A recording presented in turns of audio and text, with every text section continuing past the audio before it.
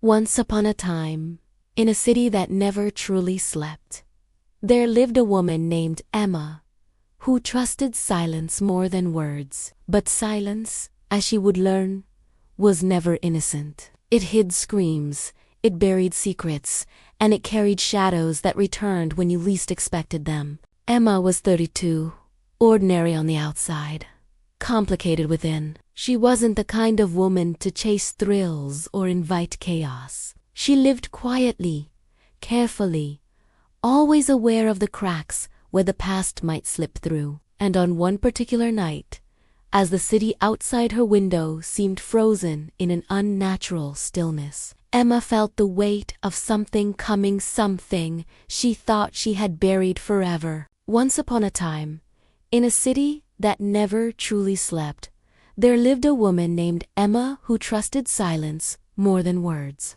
But silence, as she would learn, was never innocent. It hid screams, it buried secrets, and sometimes it whispered threads. Emma lived in a small apartment on the 13th floor. She worked as a librarian, a job that required a lot of silence. The city was bustling, but her life was quiet. That is, until one night she got a call. It was past midnight when her phone, which she kept on silent, startled her with an incoming call. The caller ID showed no name, just a string of numbers. Curiosity got the better of her, and despite the late hour, she picked up. On the other end of the line was nothing but slow, deep breaths.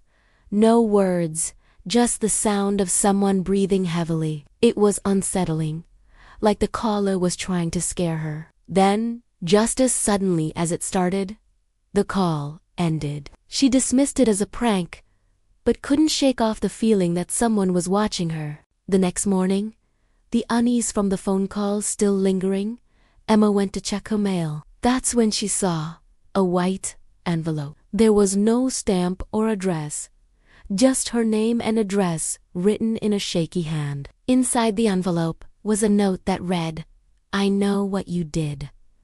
The words were chilling, and Emma's heart raced as she tried to figure out who could have sent this. Her mind went back to a night she tried desperately to forget.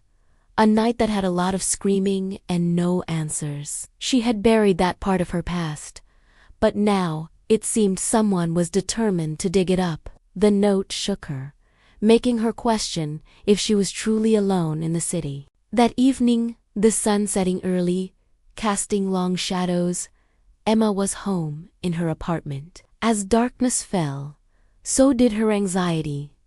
Suddenly, she saw a dark shadow outside her window. Someone was standing on the fire escape, watching her apartment. Fear tightened its grip on her, making it hard to breathe. She had never felt so vulnerable, so exposed.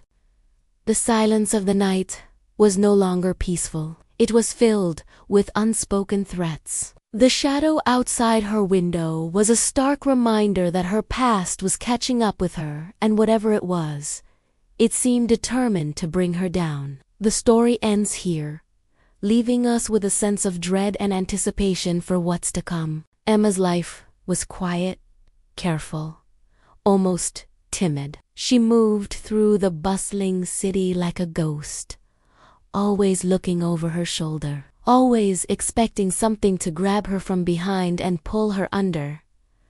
She had good reason to be afraid. Fragments of a life lived long ago, moments of a past she tried to bury. They echoed in the chambers of her heart, reminding her of a darkness that she thought she'd left behind. One night, the phone rang in her apartment. It was 12:01 a.m. when the call came in. On the other end, there was nothing but the sound of slow, steady breathing. Whoever was on the other end of the line wasn't trying to speak. Whoever it was just wanted her to hear them breathe. The silence that followed that call was thicker than the city's fog. It clung to her, seeped into her bones, making her feel watched, hunted. In the morning, the sun struggled to peek through the heavy drapes of her apartment. When Emma woke up, The first thing she saw was a white envelope on her kitchen table. There was no stamp, no address,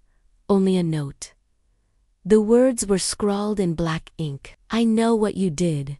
It read, "I know what you did," it said. The words hit her like a physical blow. Her breath caught in her throat. Her past, the things she had buried, the memories she had locked away, they were coming back to haunt her. She could feel the echo of that night in her chest, a constant reminder of a secret she'd sworn to take to her grave. That night, as darkness fell and the city lights twinkled like a million watchful eyes, Emma saw a shadow pass by her apartment window. She wasn't sure if it was just a trick of the light, or if someone was standing outside her window watching her. But the doubt was a cold hand on her heart. And so the story goes.